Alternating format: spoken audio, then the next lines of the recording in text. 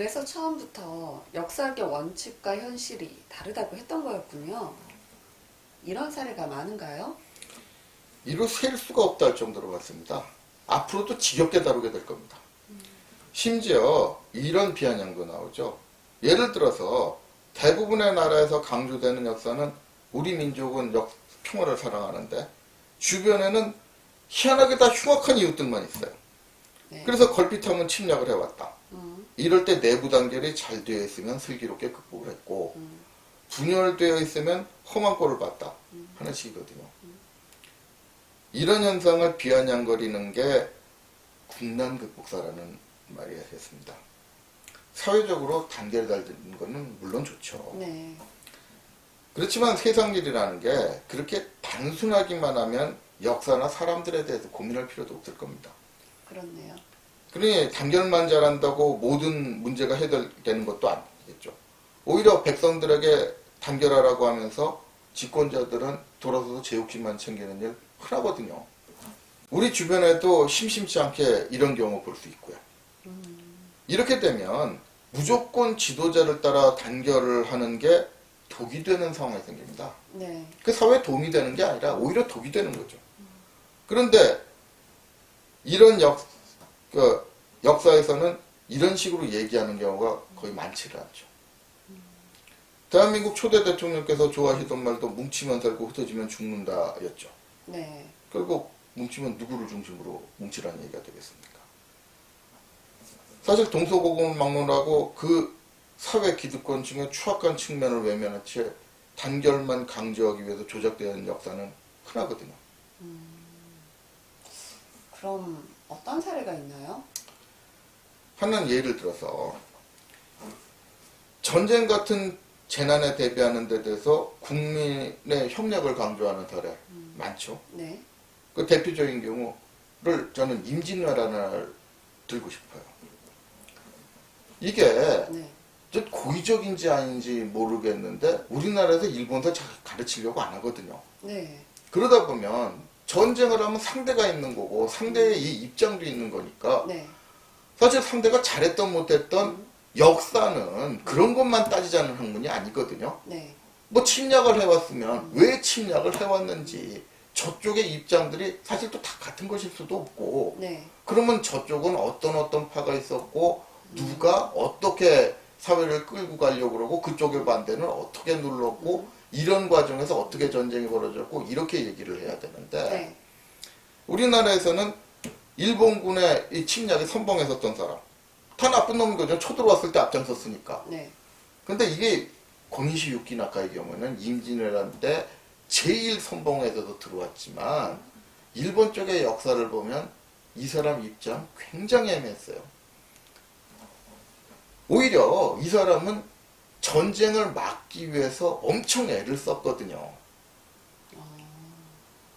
그러니까 얼마 전에 방영했던 드라마에 보면 도요토미 히데요시가 대륙으로 쳐들어가자 그러니까 일본 다이묘들이 앞장서 와 하고 달려들어서 뭐 손바닥으로 그 지도에다 손 찍어가지고 내 거다 하는 식으로 그렇게 열광적으로 동조를 한 것 같지만 네.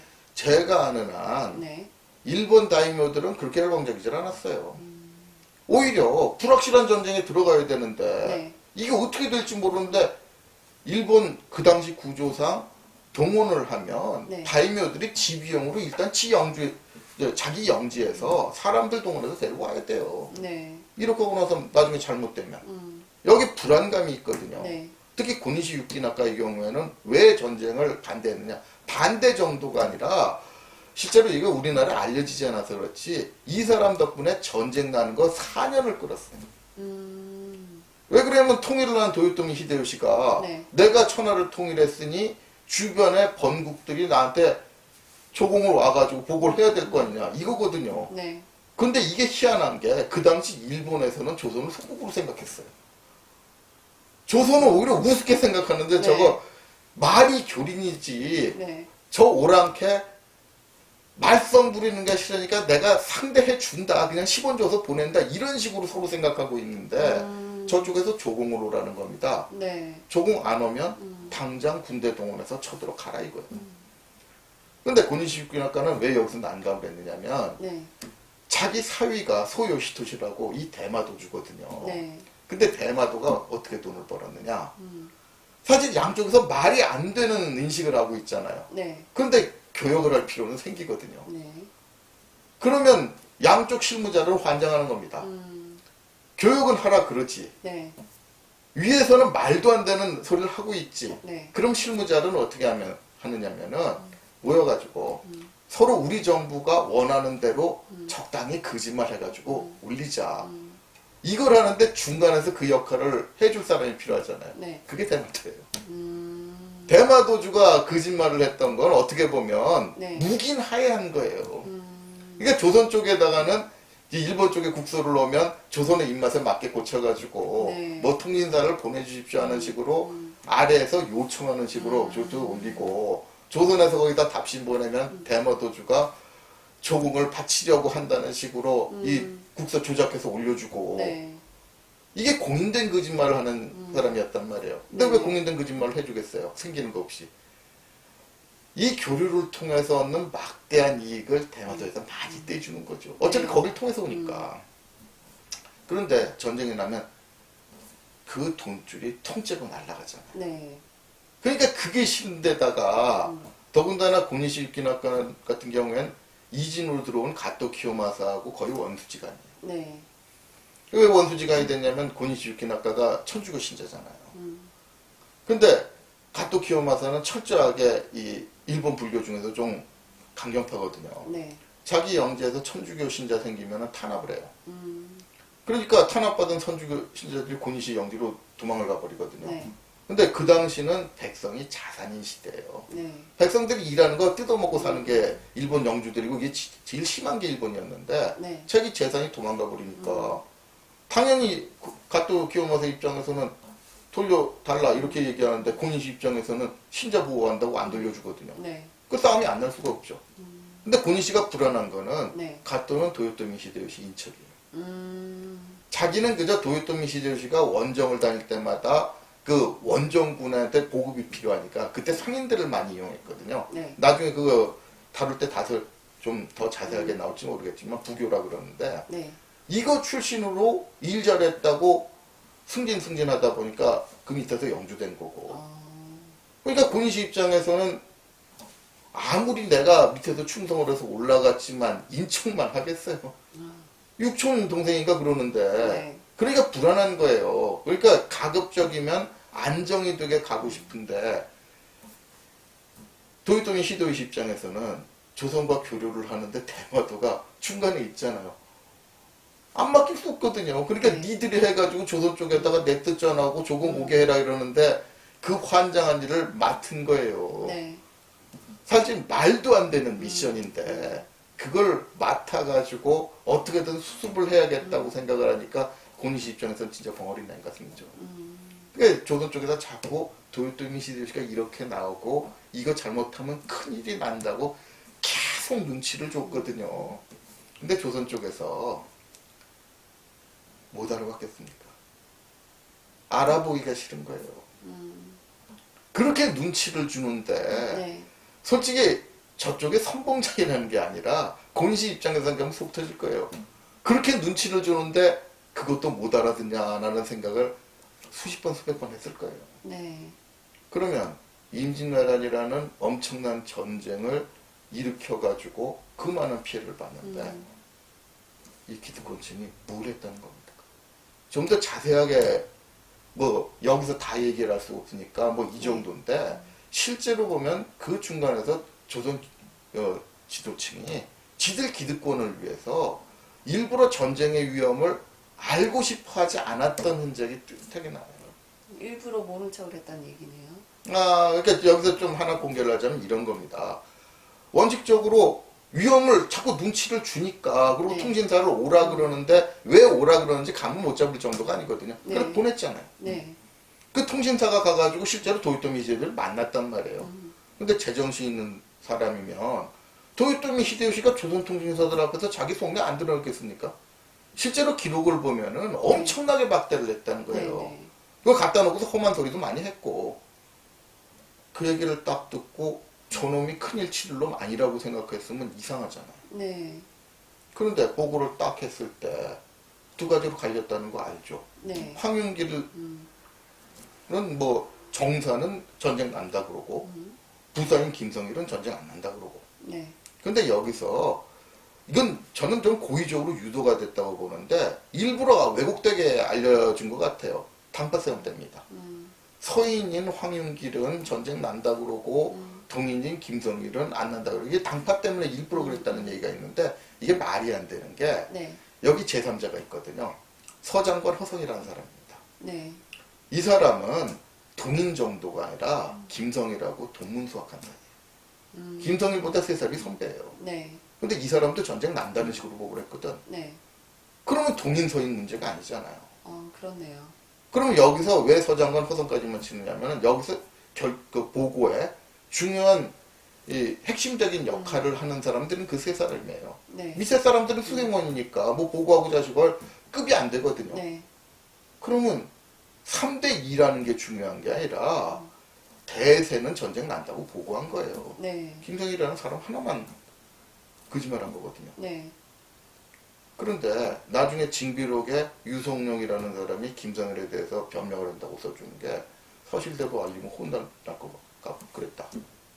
이거거든요. 네. 근데 이게 왜 지금 드라마 같은 걸 타고 그럴듯한 변명으로 우리 사회에 다 정착이 됐어요. 네. 근데 이게 말이 안 되는 소리가 네. 백성들한테 알리는 게 뭐 혼란 때문에 그러면은 백성들한테 알리는 단계에서 함부로 하면 되잖아요. 네. 그 자리는 최고 결정권자인 왕한테 보고하는 자리예요. 네. 왕이라는 게 어떤 자리입니까? 전근대 국가에서 최고 결정권자잖아요. 그럼 최고 결정권자 혼자한테만 알리는 게 아니라 거기 주요 정책 결정을 하는 참모들 다 모인 자리란 말이에요. 네. 거기서는 진상을 알아야 무슨 대책을 세우죠. 그렇죠. 그 사람들 다 속인 거예요. 아무리 왕이 병신 같고 마음에 안 들어도 그렇지 최고 결정권자를 지 독단으로 속이면 어떻게 합니까? 그러면 국가에 중요한 일이 있는데 최고 결정권자를 비롯해서 거기 있는 사람들이 다 사실이 아닌 거를 기반으로 짜게 된다는 거 아니에요. 그렇죠. 이게 뭘 몰라서 그랬을까요? 이게 현대 국가에 와도 비슷한 사례 많아요. 예를 들어 제일 사례를 많이 들고 싶어 하는 게 그때 IMF라고 네. 많이 얘기를 하죠. 네. 외환위기 때. 외환위기 온다고 미리 경고한 사람이 있었어요. 네. 몇 달 전부터. 네. 근데 외환위기 터지니까 어떻게 했습니까? 그 사람부터 집어넣어요. 어떻게 그렇게. 혼란을 유도했다는 이유로 그게 소위 말하는 극장이론이라는 거거든요. 네. 그러니까 사람이 가득 찬 극장에서 불이 났을 때 불이야라고 소리를 치면은 불에 타 죽는 사람보다 네. 서로 나오려고 하다가 밟혀 죽는 사람이 많다는 거죠. 네. 검찰이 그때 내세운 변명은 이거였는데 이게 왜 말이 안 되냐면은 네. 그 극장이론이 설득력 있는 논리로 성립을 하려면 네. 그거는 극장을 운영하는 측에서 관객들을 대피시킬 의지와 능력을 보여줬을 때 얘기가 되는 거죠. 그렇네요. 그때 그런 거 보여줬냔 말이죠. 외환위기가 온다는데 뭐 정부에서는 아무것도 안 하고 손 놓고 있었다는 거 나중에 자기들끼리 얘기할 때 그러지. 청문회에서 경제부 네. 장관이 그러자는 거예요. 위험하다고 대통령한테 보고를 하고 있는데 대통령은 시계만 보고 있더라는 거예요. 빨리 나가라고. 이런 상황에서 터졌으면 네. 사실 밟혀 죽는 게 문제가 아니죠. 차라리 일부라도 알고 빠져나온 게 낫지. 네. 근데 이게 바로 우리나라 기득권층 논리라는 말이에요. 그러니까 세월호 사건 같은 게 왜 시간이 많이 지나도 사람들이 그 관심을 끊지 못하냐면 상징적으로 보여준 거거든요. 네. 해가 가라앉는데 승객들한테 뭐랍니까? 움직이지 말라고 움직이면 위험하다고 그리고 지들만 넘어갔잖아요. 네. 이게 바로 우리나라 기득권층 심리를 적나라하게 보여주는 사례이기 때문에 네. 내용을 아는 사람들은 가슴 아프다기보다도 네. 섬뜩하게 보는 거예요. 우리 윗대가리 있는 놈들은 위기 닥치면 저렇게 한다는 게 역사적으로 여러 번 되풀이됐거든. 네. 그러니까 외환 위기 때도 그랬을 뿐만 아니라 임진왜란 때도 왜 그랬느냐 생각해보면 그 생리 알면 왜 그랬는지 알기 어렵지 않아요. 네. 외환 위기 때도 왜 그랬겠습니까? 외환 위기뿐만 아니라 그 뒤에 경제 위기 사태 때도 똑같은 사태들 필요했어요. 또 그 사람 잡아놓았다고 그러더라고요. 왜 그랬느냐면은 위기가 온다. 이게 이제 정부, 뭐, 그 당시엔 조정이겠지만, 임진왜란 때는 조정이겠지만, 정부에서 공의를 하면 어떻게 되느냐면은, 그 위기를 극복하기 위해서 모든 수단을 동원을 해야 되겠죠. 네. 그러면 전쟁이든 금융위기든 재난에 대응하는 방법이라는 건 비슷한 겁니다. 모든 인적 물적 자원을 그 재난을 위해서 모아야 돼요. 네. 그럼 그게 뭘 의미하느냐? 그 기득권층이 좀 그 여유 있게 빼가고 있던 부당한 이득을 다 줄여야 된다는 거예요. 네. 그러니까 장난 삼아서 정부기관에 있는 애들하고 이런 얘기를 하면서 슬쩍 떠보거든요. 네. 이런 위기가 앞으로도 닥칠 수 있는데 그럼 위기 오면은 대응을 해야 되는 거 아니냐. 거기까지는 끄떡끄떡하고 동의를 해요. 네. 그래서 그 위기에 대응하기 위해서 니네 기관 예산 한 3분의 1로 줄여도 돼? 네. 그럼 펄펄 뛰어요. 전쟁이 나건 위기가 나든 나라가 망하든 간에 내 분야의 예산은 네. 줄이지 말라는 거예요. 네. 네. 네. 근데 전쟁에 대비하려면 어떻게 해야 됩니까? 그거 엄청난 물자가 필요하거든요. 네. 그 물자 줄이려면 여유 있게 쓰던 거 다 줄여야 돼요. 그렇죠. 그거 용납을 하겠느냐는 거예요. 그게 싫으니까 아예 위기가 없다고 몰고 가버리는 거예요. 나라가 망하던 말던 네. 일단 내 챙길 건 챙겨두고 그 다음에 위기는 요행이 넘어가면 다행이고 아니면 미천한 아래 것들이 당한다. 이런 발상으로 굴리는 일이 한두 번이 아니죠. 네. 그런데 왜 드라마나 영화 같은 거 백성들을 위해서 알리지 않았다. 설득력 있게 만들겠어요. 이게 누구 목소리겠냐는 거죠. 우리가 우리 사리사욕 채우기 위해서 위기를 인정 안 하다가 엄청난 위기 맞아가지고 뭐 100만 단위 사람들이 죽었으니까 네. 이런 거 초래했다는 얘기를 인정 못 하겠다는 거죠. 그러니까 그 미천한 백성들은 그저 주변에 나쁜 놈들이 쳐들어와서 이렇게 당했으니까 그저 그런 줄 알고 위기가 오면 우리가 시키는 대로 네. 나가가지고 니들이 떼어라. 그러니까 문제를 일으키는 놈 따로 있고 수습하는 놈 따로 있는 거죠. 그러니까 요즘에 그 학습 효과가 있으니까 네. 그 97년 외환위기 때는 국민들이 얼마나 역주했습니까? 네. 금 모으기 할 때 집안 내 있는 금 다 갖다 바쳐가지고 위기 극복해줬잖아요. 네. 그런데 2008년에 10년도 안 돼가지고 또 위기 났을 때 네. 누가 그럽니까? 이제 내용을 알았거든요. 네. 아 위기는 자충 너무 따로 있는데 나는 왜 어리석게도 내가 가진 거 다 바쳐서 위기를 막아줬냐 이렇게 되는 거예요. 네. 그러니까 기득권층이 이런 역사 알리고 싶겠습니까? 그러니까 과거의 비슷한 사례부터 다 자기들 좋게 편집해가지고 알리는 거고 네. 그거 앞장서는 게 뭐 영화 드라마 같은 건 뭐야 방송까지도 대부분이 그 앞자리 노릇하고 있는 거예요. 네. 그러니까 이게 무슨 얘기겠습니까? 국가적 단결이라는 게 오히려 나라 들어먹는 정객들한테 면죄부 주자는 말밖에 안 되거든요. 근데 교육을 할 때 역사 교육에서 이런 걸 제대로 가르치려고 합니까? 우리 사회 어떤 콘텐츠에서도 언급을 못하게 하는 분위기거든요. 네. 이뿐만이 아닙니다. 제 전공이 아니라 이게 전해 들은 얘기로 할 수밖에 없는데 지금 근대 민족 지도자라고 가르치는 사람들 중에서 네. 친일파로 전향했던 사람이 한둘이 아니라는 거예요. 심지어 나라 팔아먹은 왕을 국의 영웅으로 묘사하는 콘텐츠가 쏟아지고 있잖아요. 근데 그 전공자들은 그거 한탄하면서 저한테 그 속사정 얘기를 해줘요. 네. 그럼 왜 그런 조작을 한다는 거죠? 이런 이야기들의 공통점은 바로 나오죠. 기득권층이 잘못해서 나라 망한 게 아니라는 메시지를 전하기 위한 거죠. 그래서 실제로 있었던 역사를 왜곡시키는 거죠. 이게 바로 역사학기 기득권층을 위해서 봉사하는 대표적인 사례들이죠. 옛날 일을 가지고 이렇게 왜곡하는 게 현실적으로 도움이 되나요?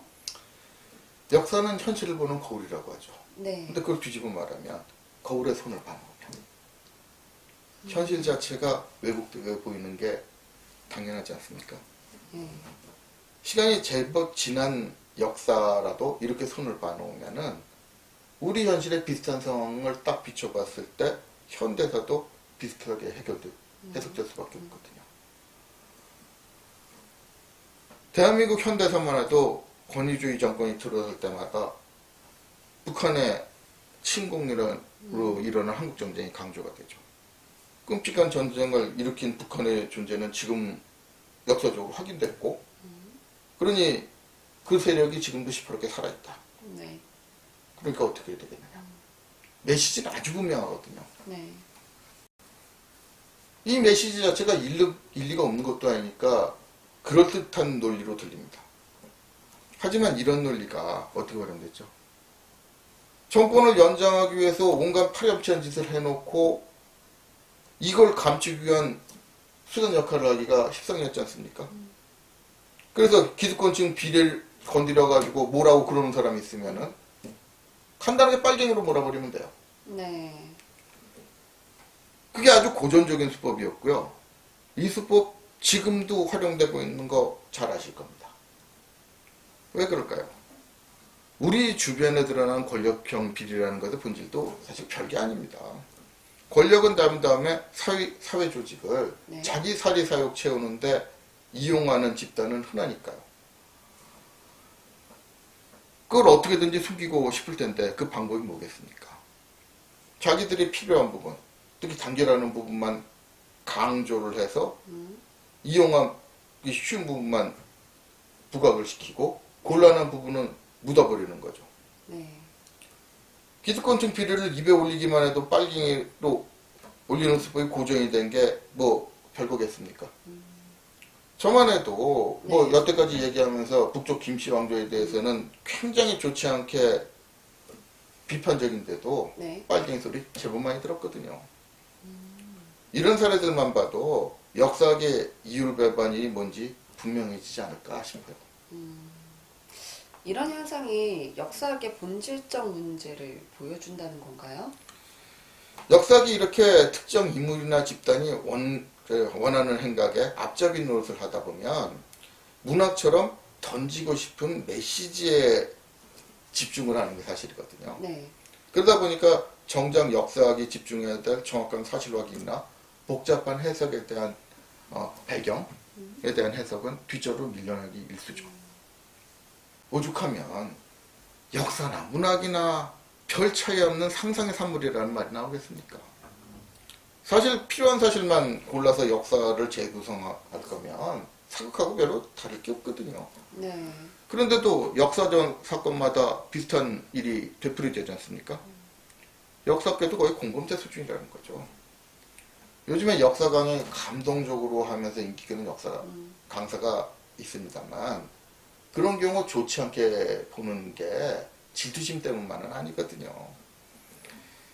사실 역사적 사실이라는 게 그렇게 감동적일 수가 없거든요. 네. 역사는 아주 험악한 상황에서의 생존 스토리인데 네. 어떻게 그렇게 따뜻하게 백성을 생각하는 존경스러운 인물이 많이 나오겠습니까? 사실 많은 사람들이 감동을 받았다는 영웅 이야기 상당수는 대부분이 조작된 거거든요. 그럼 역사학계가 왜 이런 공범자 역할을 하는 거죠? 그만큼 얻는 게 있으니까. 예를 들어서 조선시대 연구 같은 경우엔 거의 문중사학이라는 얘기를 듣습니다.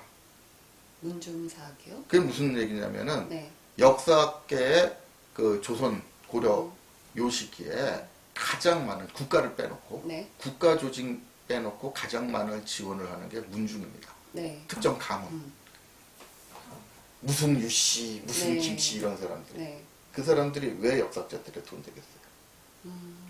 우리 조상 중에 뭐 역사적으로 이름 좀 난 사람 홍보해 달라는 거예요. 네. 그거 받고 실제로 네. 학술대회라는 데 가보세요.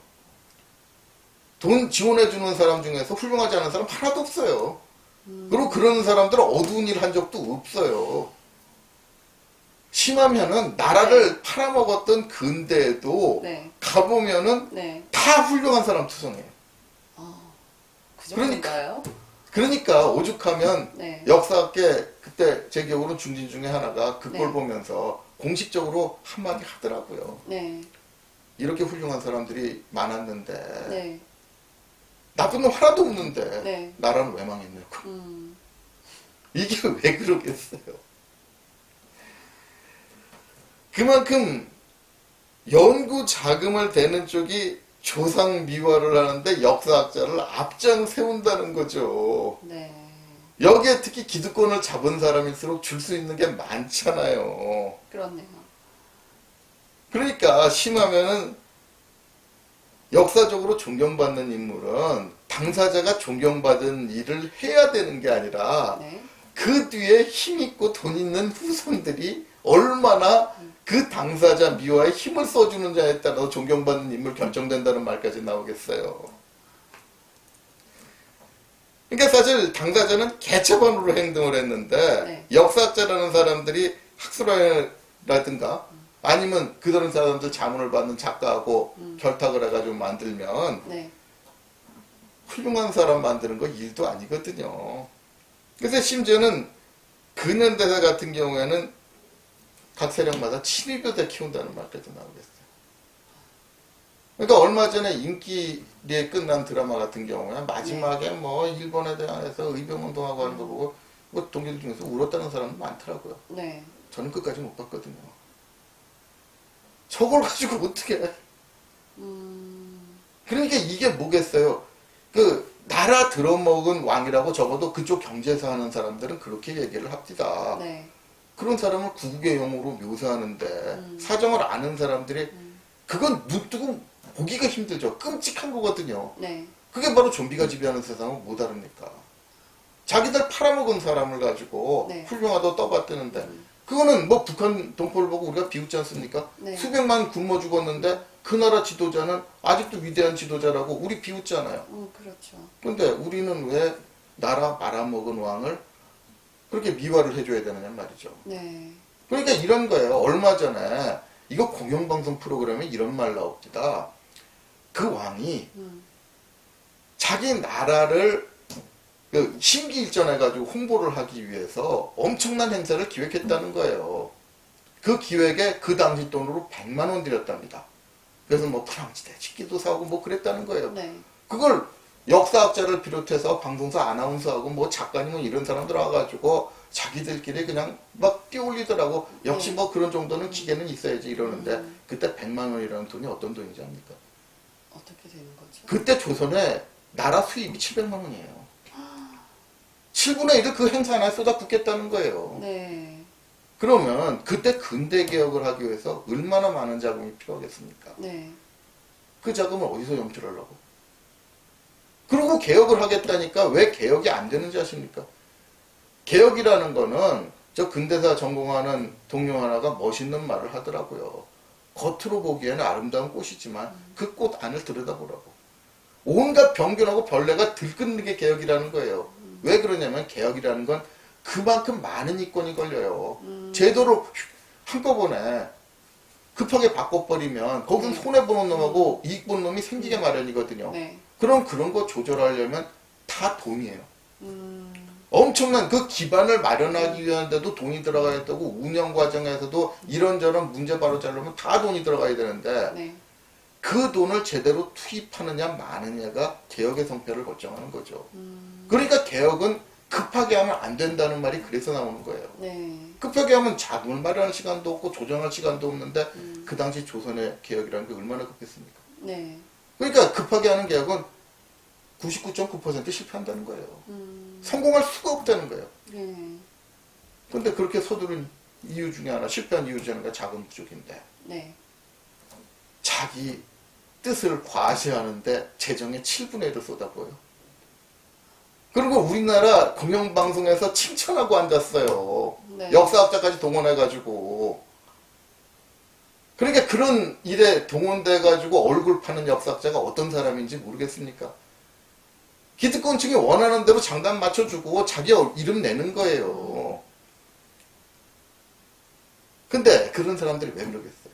얻는 것도 있지만 사실 그런 행사를 할 때 요즘에도 대한민국 경제 어렵다 그러죠. 네. 그런데도 학술 행사 큼직한 거 많이 벌어져요. 무슨 짓 할 것 같습니까? 나라에 일체 도움이 안 되는 소리 픽픽 해다면서 엄청나게 많은 연금 받아가요. 그 행사하는데도 돈 들어가고. 네. 바로 그때 했던 그런 행사거든요. 그걸 음. 전시행정이라고 얘기하죠. 그런 그게 남들 보여주기 아, 위한 전시. 행사를 하는 거죠. 네. 그런데도 돈 쏟아붓는 데 대해서 왜 우리나라 지식인들이 싫은 소리 안 할까요? 그거 자기들도 수개차거든.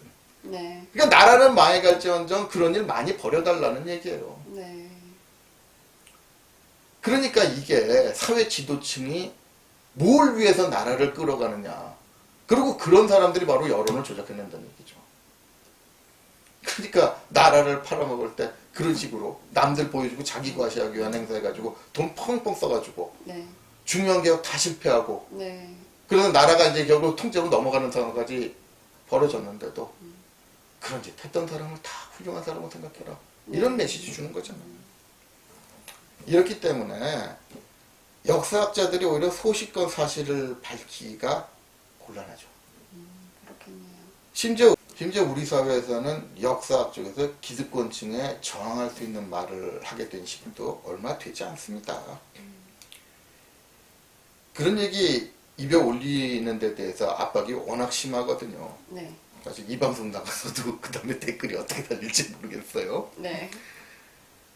제 주변에서도 소신과 사실을 밝혔다가 곤욕 치르는 사람 심심치 않게 봅니다. 그러니까 독립운동가 조작하려고 뭐 비석 조작하는 거. 네. 아니 그래도 역사에 대해서 기본적인 교육을 받은 사람은 나중에 쓴 거 보고 증거라는 거예요. 나중에 자기들 손을 쓴 거 가지고 네. 비석을 세우니까 증거라는 네, 거예요. 네. 그거 뭐라고 하다가 엄청나게 압박을 받고 뭐 나중에 위원회에서 쫓겨나는 일도 있고요. 그나마 성공적이라고 해봤자 그 일은 막으면 네. 자기는 개인적으로 만신창이가 돼요. 네. 심지어는 뭐 어떤 친구 같은 경우에는 취직이 되고 다 얘기가 돼 있었는데 그런 사람들이 흉포 부리는 거 막았다가 네. 그 취직 자리에서 난리를 쳐가지고 결국 교수 자리 못 가게 되는 이런 사례도 있다는 거예요.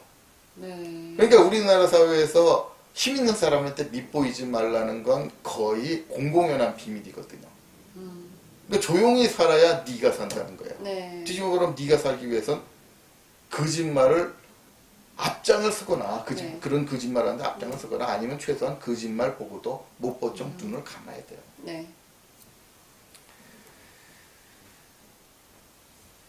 그러니까 제가 직접 당한 것도 많고요. 네.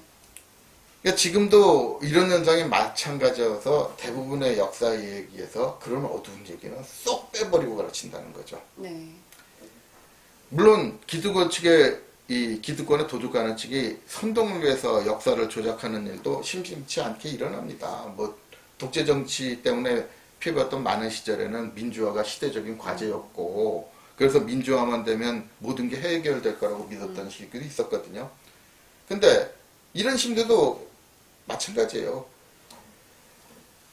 이걸 이용해가지고 민중을 팔아서 실제로 사고 친 얘기들 많이 숨겨지거든요. 더군다나 민주주의가 망할 때 어떻게 해서 망했느냐. 강력한 외부 세력이 쳐들어가지고 망한 경우는 별로 없어요. 네. 아테네라든가 로마 공화국이나 최전성기 때부터 오히려 망하기 시작했거든요. 네. 그거는 선동가들이 백성들을 우매하게 만들어서 소위 말하는 중우정치 포퓰리즘이라고 하죠. 네. 그러니까 자기들 하고 싶은데 적당히 저 미끼 던져주고 네네. 뭐 복진이 뭐 해가지고 내가 이렇게 너희들 챙겨줄 테니까 하는 대로 따라와. 네. 그래가지고 나중에 나라 다 거덜나고 네. 주변 사람들 다 적으로 그 주변에 있는 세력들 다 적으로 돌리고 이래가지고 망한 게 대부분이죠. 안 가르치려고 그래요. 그러니까 그런 만큼 이제 이 선동가들의 노란한 민중의 손으로 국가사회를 무너뜨릴 수 있는 사실은 말하기 싫어하는 거죠. 이래서 역사학이 그 사회 기득권층이나 선동가들의 목적을 이루어주는 도구로 전락하는 일이 많다는 겁니다. 어찌 보면은 대중들에게 전달되는 역사 정보에는 이런 내용의 비중이 제대로 된 정보보다 훨씬 많다고 할 수 있을 겁니다. 역사학이 주로 그런 역할을 한다면 역사학자라는 게 무엇 때문에 필요하다고 할 수 있을까요? 이 역시 이율배반적인 문제라고 할 수 있습니다. 역사적 교훈이 첫 단계인 사료 단계에서부터 왜곡될 수 있다면 네. 그걸 밝혀낼 수 있는 전문가가 누구겠습니까? 공학이라는 것이 필요한 물건을 만들어내는 데 치중하다 보면 그게 만들어지는 원리에 대해서는 별 관심을 가지지 않게 되거든요. 네. 그러면 공학에서 필요한 원리들은 누가 연구해서 제공해 주느냐? 그게 바로 수학 물리학 같은 순수과학 아니겠어요?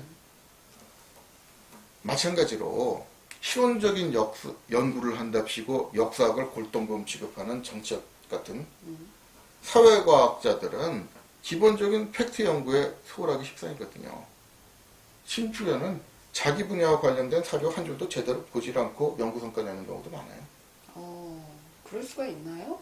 아니, 저 현장에서 엄청나게 많이 보는데 사례를 든자면 끝도 없이 나와요. 네. 사례를 안 보고 예를 들어서 네. 제가 많이 인용한 것 중에 하나가 백제가 망할 때 뭐 술 마시고 여자한테 빠져 삼천궁녀에 네. 빠져서 어쩌고 그렇다는 얘기 네. 정치자들이 많이 하거든요. 나라 네. 망하려면 지도자 그런 데 빠진다. 그래서 스캔들 나올 때마다 그런 얘기 많이 갖다 붙여요. 근데 삼천궁녀라는 게 존재하지도 않았다는 거 알고 얘기를 하는 것 같습니까? 삼천궁녀가 존재하지가 않았다고요? 일반인들 모르죠? 네. 지금이라도 궁금하시면 삼국사기 의장편 읽어보세요. 몇 줄 되지도 않아요.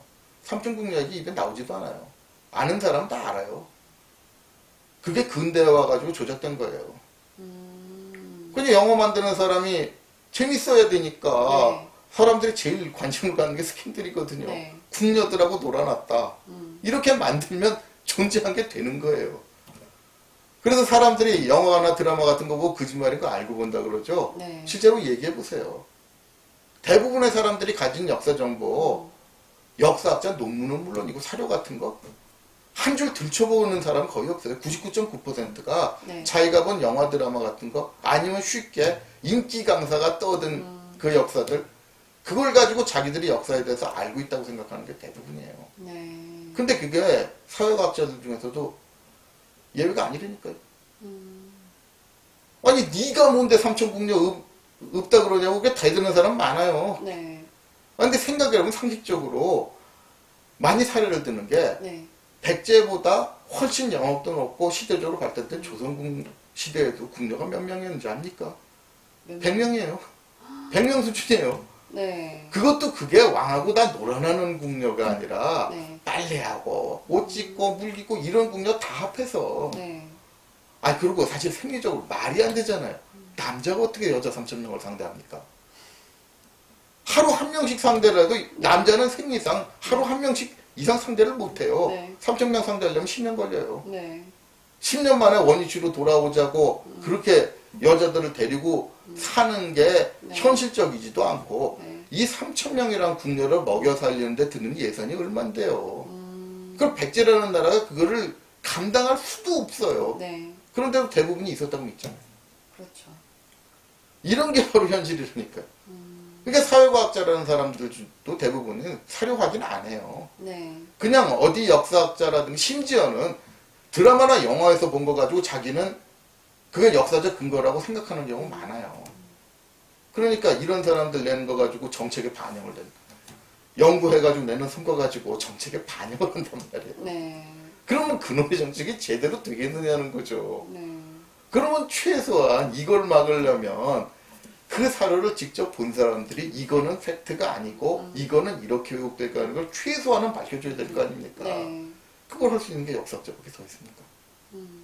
그러니까 어떻게 보면 역사학자라는 게 역사학의 사료, 역사학의 가장 기본적인 근거로 삼는 사료가 왜곡돼서 전달되는 게 생기니까 그걸 감안해가지고 최대한 팩트에 가깝게 복원을 해주고 그거를 사회과학에서 활용하는 시스템이 되어야 되는 거거든요. 네. 그렇기 때문에 누군가가 팩트 확인을 해주지 않으면 왜곡이 왜곡을 낳는 사태가 반복될 수 없는 걸 막으려는 것 때문에 원칙적으로는 네. 사료 비판을 통해 하나하나의 팩트를 좀 더 명확하게 정리해주는 역사학자가 필요하다는 겁니다. 그러니까 왜 이율배반이 되는지 아시겠어요? 이게 바로 역사학의 본질. 본질적인 문제가 이걸 해줄 전문가의 필요성을 만든다는 거죠.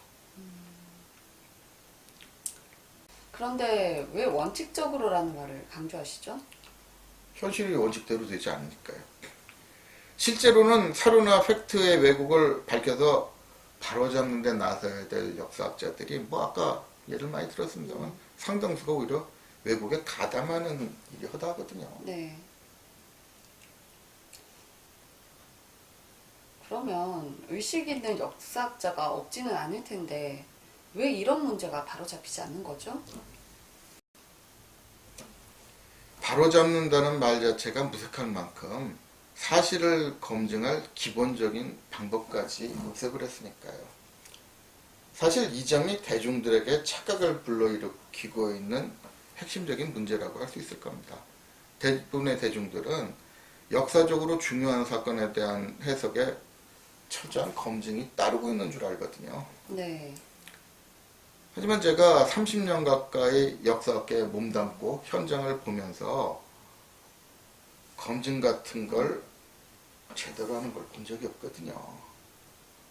그나마 기본적인 검증을 하는 곳이 이 학회라고 얘기할 수 네. 있는데 학회는 기본적으로 친목단체예요. 온종주의라고 좋게 돌려서 말하지만 사실 정나게 말하자면은 사실 검증보다는 발표자 체면이 더 중요하다는 태도를 노골적으로 드러내거든요. 네. 물론 전문용어로 듣보잡이라고 하죠. 그 학교의 기득권층하고 별로 상관없는 사람들이 발표를 할 때는 네. 오히려 이제 우리가 얼마나 철저하게 검증하는지를 보여주겠다는 시 네. 그런 사람들은 사정없이 짓밟아요. 네. 그렇지만 그거는 뭐 학계 내 정치를 위해서 짓밟는 거지 사실 검증하고 상관없거든요. 아니 그러면은 뭐 전임 교수라든가 이렇게 번듯하게 자리를 잡고 있는 사람들이 거짓말하는 건 괜찮고 네. 뭐 처음에 초보자들 와서 실수하는 거는 철저하게 짓밟아야 되고 이런 이중잣대밖에 안 되는 거거든요. 이런 상황에서 제대로 된 검증이 이루어질 턱이 없죠. 네. 그리고 이런 상황이 되면 누가 힘들게 사료 비판, 팩트 확인을 하면서 어렵게 연구 성과를 내고 싶겠어요. 대충 아무말이나 해가지고 연구 성과 채우는 편이 출세하고 자리 지키기에는 훨씬 편한데. 네. 그러니까 요즘 뭐 검증을 한다고 얘기하지만 그 검증 누가 자기들끼리 하는 건데.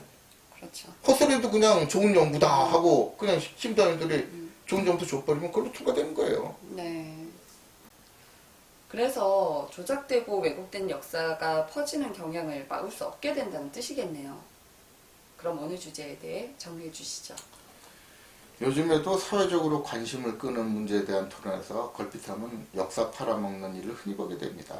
하지만 그런 분들 중에서 정말 역사에 관심 갖는 경우를 본 기억이 없거든요. 네. 그렇게 말하는 역사는 과거의 교훈과는 아무 상관이 없죠. 그저 자기 주장에 유리한 근거를 갖다 붙이는 수단에 불과할 뿐일 따름입니다.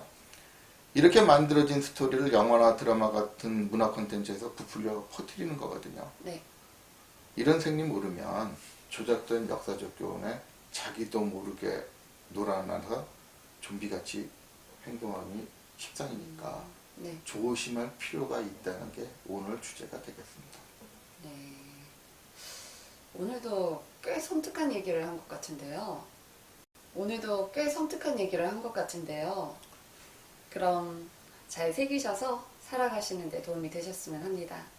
진행의 최성희였습니다.